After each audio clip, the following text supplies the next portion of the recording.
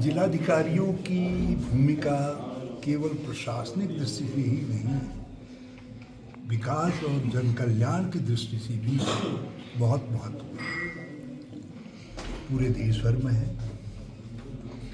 हमारे राज्य के अंदर भी सभी जिलों में उनकी भूमिका महत्वपूर्ण है।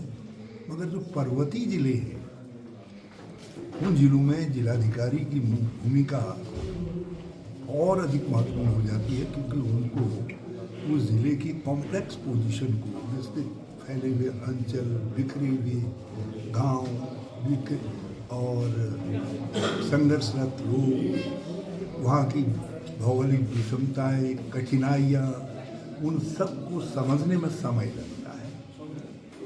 और इसलिए पहले ये परंपरा थी कि हमारे इन जिलों के अंदर जो जिलाधिकारी आते थे वो कम से कम 3 साल उस ज़िले में रहते थे, और इसलिए वो अपनी छाप भी छोड़ते थे। बहुत सारे जिलाधिकारी जो अल्मोड़ा में दूसरे जिलों में आए, उन्होंने अपनी छाप भी छोड़ी और राष्ट्रीय स्तर पर नाम भी कमाया, प्रांतीय स्तर पर लोगों की प्रशंसा अर्जित करने का काम किया।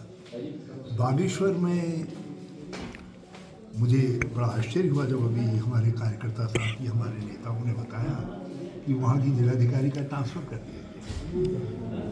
वो तो अभी अभी आई और बड़ा अच्छा समझने का प्रयास कर रही थी, जैसा मैंने जानकारी ली।